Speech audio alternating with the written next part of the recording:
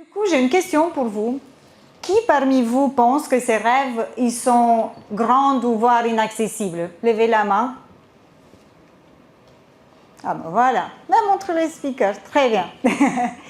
Et maintenant, qui parmi vous, il se dit un jour, allez, je veux le faire, peu importe les ressources, peu importe les expériences que j'ai, peu importe voilà, tout ce qui m'entoure, je vais y aller, je veux le faire. Allez, levez la main. Voilà, c'est très bien, vous êtes ambitieux. C'est exactement ce que je me suis dit moi, quand j'ai quitté la Roumanie il y a une quinzaine d'années maintenant. Je suis allée en France pour faire mon master. Et ce truc-là, ce n'était pas du tout prémédité. Moi, je viens, comme peut-être beaucoup d'entre vous, d'une famille qui n'est pas du tout riche, donc qui est plutôt modeste. Et jamais je me suis dit, allez, je veux partir dans une ville, parce que pour partir de chez soi, en plus, il y a des années, il fallait avoir de l'argent, il fallait avoir des ressources et des connaissances et du réseau. Et je n'avais rien de tout ça. Et du coup, même si je demandais aux gens qui m'entouraient, jamais quelqu'un aurait dit « Allez, elle va partir vivre dans une grande ville ». Donc, ce n'était pas du tout comme ça. Mais j'étais une petite fille qui avait beaucoup de rêves. Et surtout, j'avais 3 rêves. Je voulais être femme d'affaires. Je voulais, vous savez, j'avais même une petite Barbie, c'est pas la blonde là. J'avais une Barbie avec des mallettes, je la baladais partout parce que moi je voulais être une femme d'affaires qui partait en voyage. Je voulais vivre dans une grande ville, donc ça c'était une de mes rêves. Je voulais être un peu comme les femmes de tous les films qu'on voyait à la télé. Et après, je voulais créer. J'ai toujours eu cette faim de créer, d'innover. J'ai créé toujours des choses, j'étais toujours, voilà, je voulais être différent que les autres. Donc j'avais ces 3 rêves. Et quand l'occasion est venue, donc j'étais à l'université en 3e année, comme beaucoup d'entre vous aujourd'hui, mon prof m'a proposé, m'en a parlé d'un master en France. Il m'a parlé en juin pour partir en septembre. Et moi, je ne parlais pas la langue. Je ne savais pas et je ne suis jamais sortie de la Roumanie avant. Donc, bon, j'ai dit, je ne sais pas, qu'est-ce qu'on peut répondre comme ça rapidement? Et je me souviendrai toujours de ces jours, parce qu'il faisait très très chaud en Roumanie, j'étais dans une station de bus et j'ai appelé ma mère et j'ai dit, allez, je veux partir en septembre en France. Et là, c'était le silence. Et un peu de cirque, parce qu'on fait voilà, on fait du scandale en Roumanie quand quelque chose, ça ne nous convient pas. Et du coup, elle m'a dit, non, tu pars pas, tu es jeune, voilà, tu n'es jamais partie de la Roumanie, on n'a pas les ressources, donc comment tu vas faire? Et ce n'était pas que ma mère, c'était tout le monde. Presque tout le monde qui était autour de moi me disait « il ne faut pas partir parce qu'ici, voilà, on est bien. On n'est peut-être pas comme en France, mais on est bien. Et on peut aussi également réussir. » Mais moi, j'avais peur. C'est sûr, c'était l'été, je pense, le plus compliqué de ma vie. Parce qu'un jour, je voulais y aller, limite, je faisais mes valises. Un jour, je disais « mais non, mais ce n'est pas possible, je ne parle pas, qu'est-ce que je vais faire là toute seule ?» Et en fait, en août, vers fin août, j'ai eu comme un sort de déclic. Je me suis dit, est-ce que je pars? Est-ce que je vais essayer? Ou est-ce que je reste ici? Et je suis partie. Donc j'ai pris la décision et c'était comme, je ne sais pas, c'était un moment on va dire, de lucidité. Donc j'ai dit, allez, je vais essayer. Parce que si je ne le fais pas maintenant, quand je vais le faire? Et je suis allée en France comme ça. Bon, pas comme ça, je suis partie en bus, 72 heures de voyage. C'était un truc inédit, mais je n'ai pas le temps de vous raconter là parce que déjà on est en retard et ça dure 2-3 heures. Beaucoup de péripéties.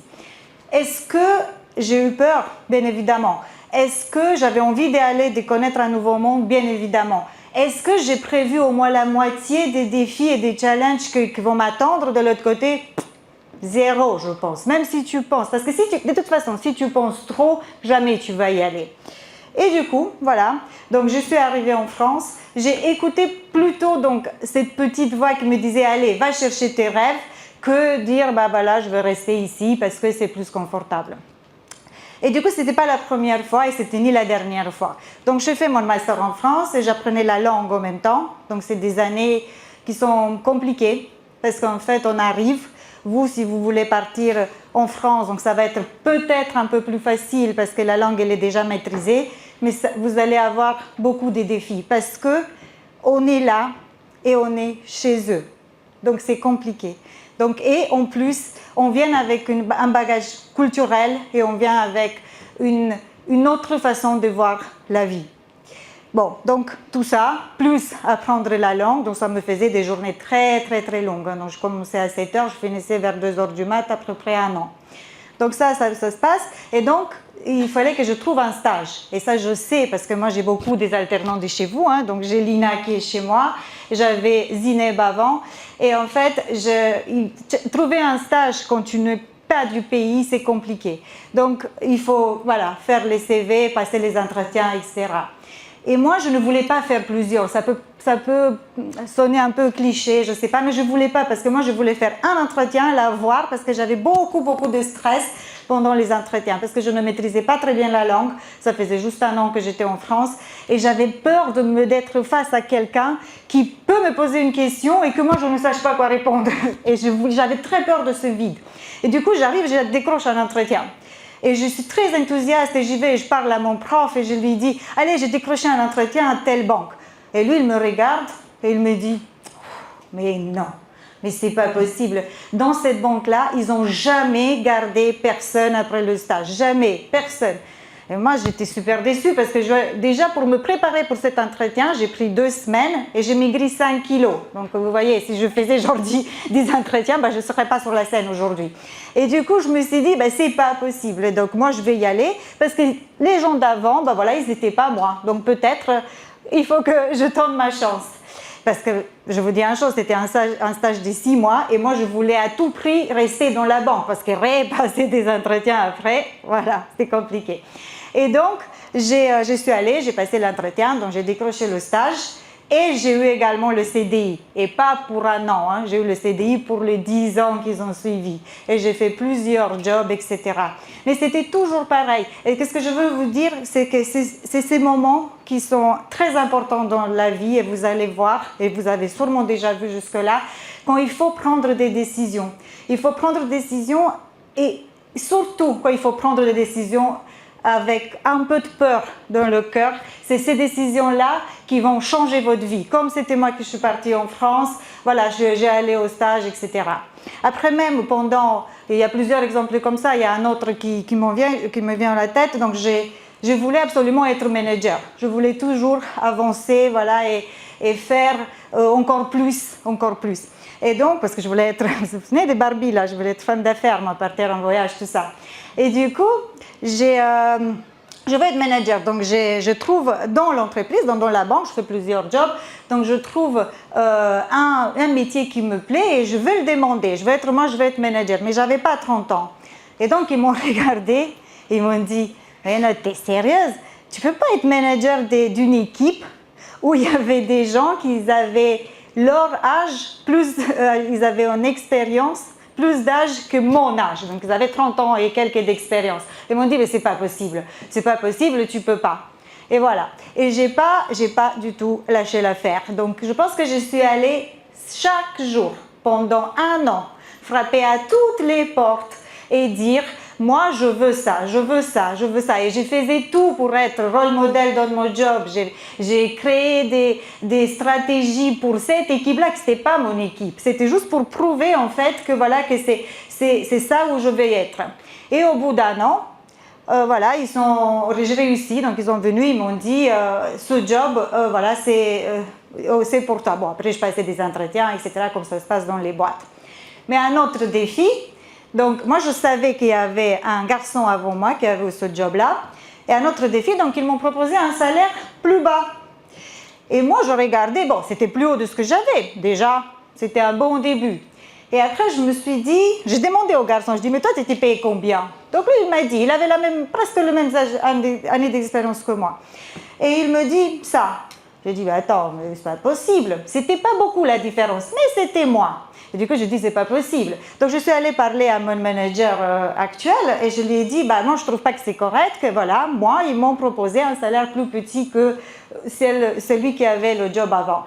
Et il m'a dit, mais non, mais tu vas pas aller demander 100 € de plus à ton salaire. Je sais plus si c'était 100 €. 100 € de plus à tes salaires, c'est quoi ça? C'est genre une paire de chaussures par mois de plus ou quoi?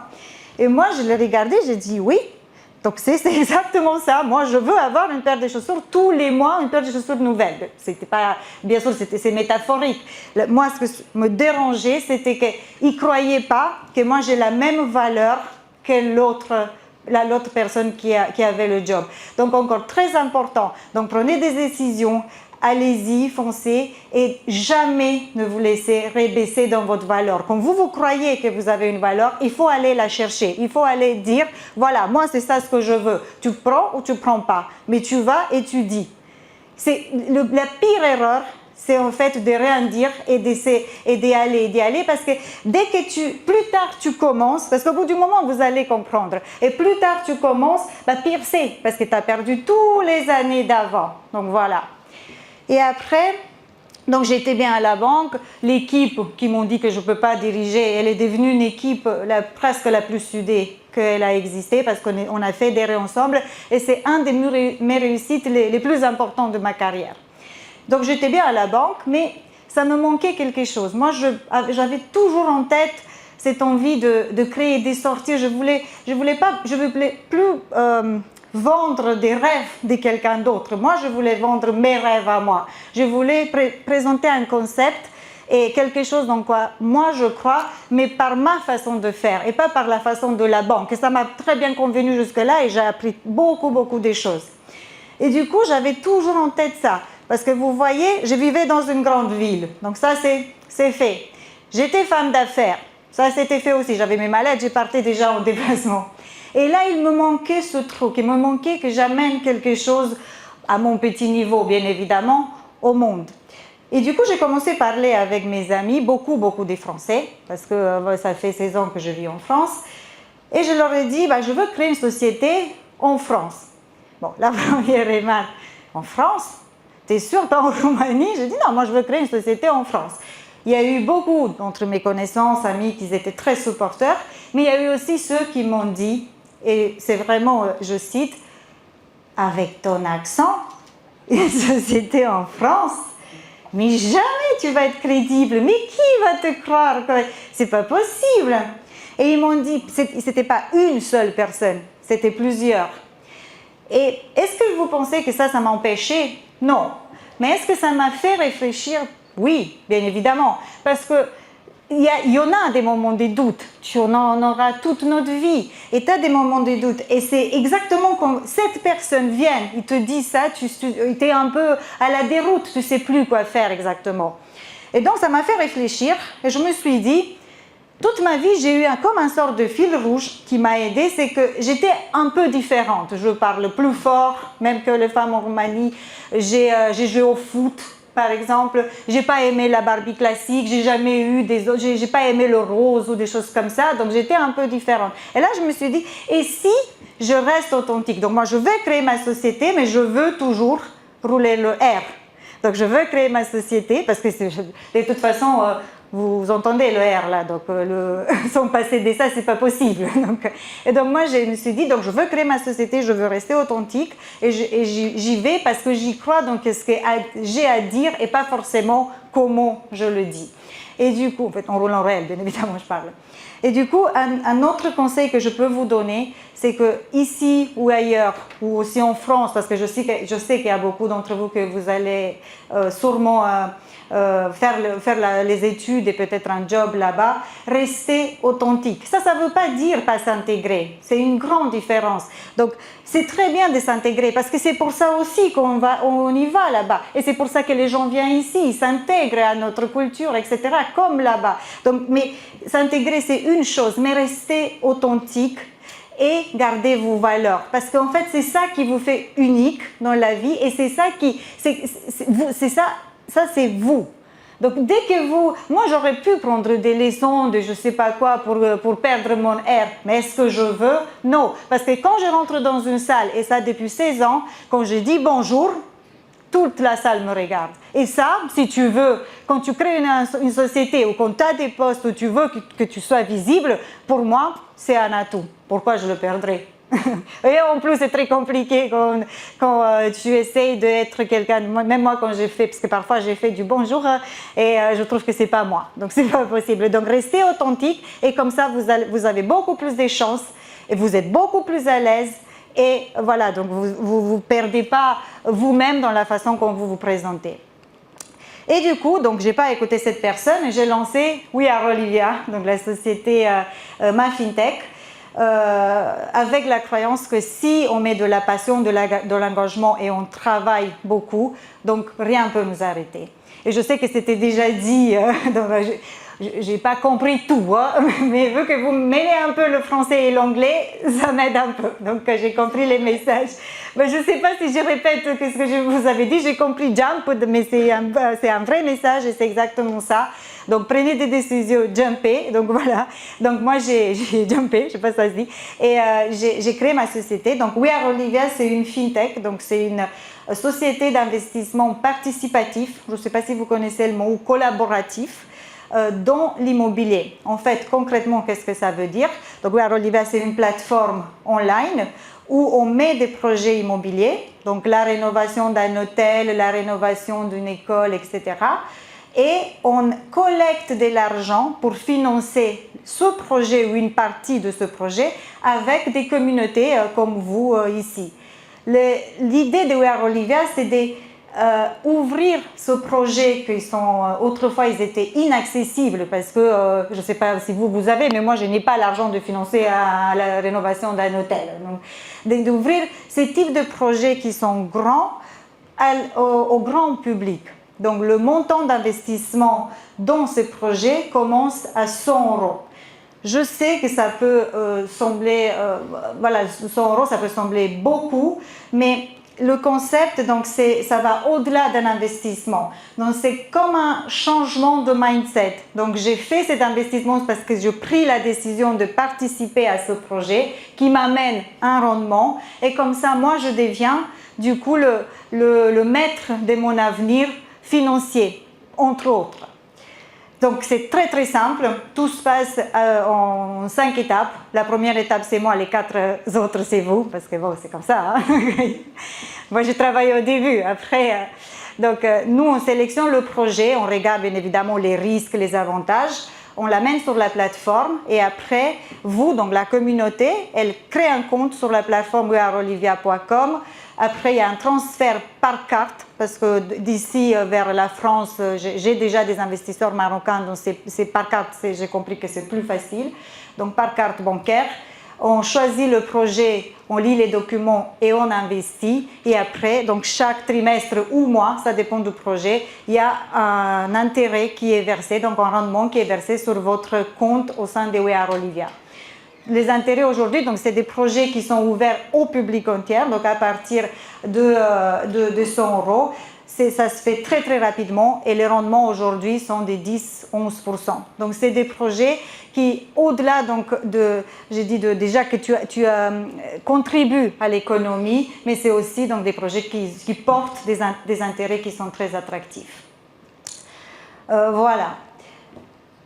Et We Are Olivia, elle est unique et spéciale, pas juste parce qu'elle porte un concept nouveau, donc l'ouverture de ce type d'investissement au public entier, mais aussi parce qu'elle a 3 ADN, donc il y a un ADN français, parce que j'ai un associé français, elle a un ADN roumain, parce que voilà, et elle a un ADN marocain, parce que la personne qui m'a aidé à construire la plateforme l'année dernière, c'est une fille j'ai eu une excellente collaboration avec une fille qui vient d'ici, de chez vous. C'est pas votre école, c'est celle de Sta, je sais pas, voilà. Et c'est elle qui a mis beaucoup de cœur dans la transformation de la transformation du site, de la plateforme. Donc pour moi, votre pays je suis énormément reconnaissante parce qu'elle a vraiment mis de la passion et de l'engagement et ça, je trouve qu'on trouve très rarement de nos jours. Voilà, donc c'est en plus que ça ouvre. Donc en plus que ça ouvre au public marocain, c'est aussi ça. Et j'ai aussi Lina aujourd'hui qui est avec moi, qui elle, par contre, elle vient de votre école. Voilà, donc je continue avec le âme marocain. Et si vous pensez que voilà, donc je suis femme d'affaires, j'ai créé ma boîte et là maintenant je vis dans une grande ville, tout est fini, bah non. Parce qu'en fait, une fois que tu as fait quelque chose, donc the show must go on. Donc j'ai encore des rêves, et notamment pour We Are Olivia. Parce que vous savez, quand on est entrepreneur, c'est pas toujours facile. Hein. Donc, j'ai bien aimé l'exemple et j'ai compris à peu près avec Djokovic.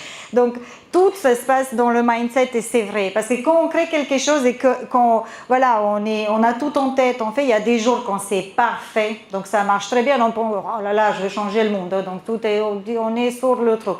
Et après, il y a des jours que je vous jure, je ne peux pas me lever du lit. Mais c'est pas parce que j'ai pas envie d'aller travailler, parce que voilà, on a ce mood et on se dit mais non, parce que sûrement on a eu une mauvaise nouvelle à la veille ou parce que sûrement il y a un problème où c'est très compliqué, il faut trouver une solution.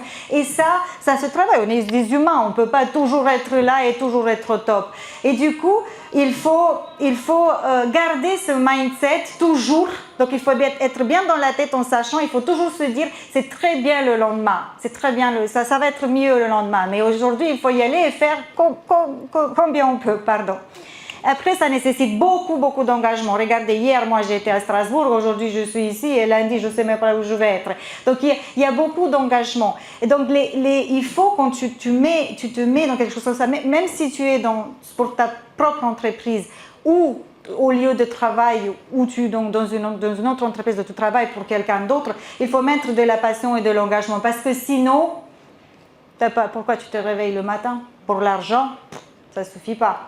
Ça suffit à la course. Vous voyez, sur une période courte, ça suffit. Mais ça ne va pas faire votre vie.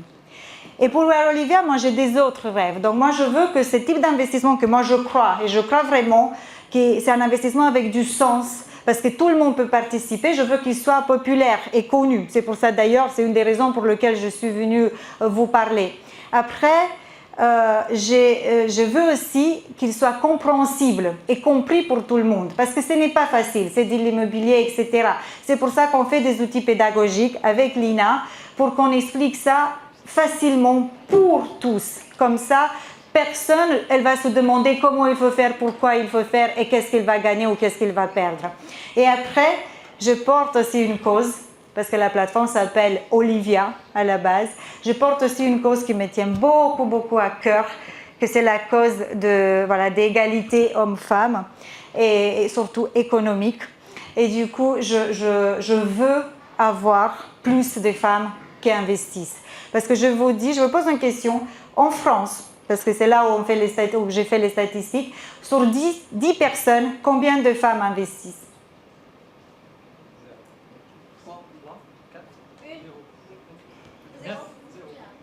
2.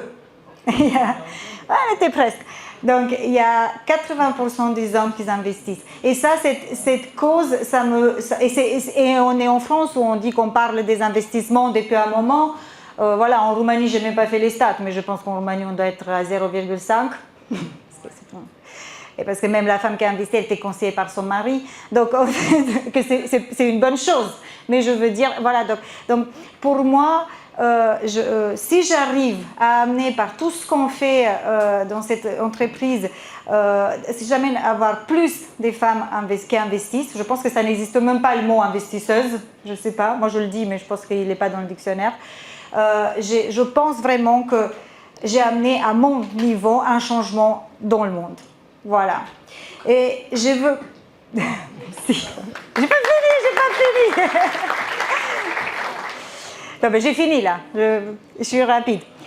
Et je voulais juste vous dire que ça sonnait un peu tout ça comme des leçons, mais moi, mon objectif, c'était pas du tout de vous donner des leçons, c'était pour vous montrer que moi, je suis un cas différent. Donc moi, je viens d'un pays, je suis partie là-bas, et j'ai un parcours que peut-être ressemble à beaucoup d'entre vous, ou va ressembler dans quelques années.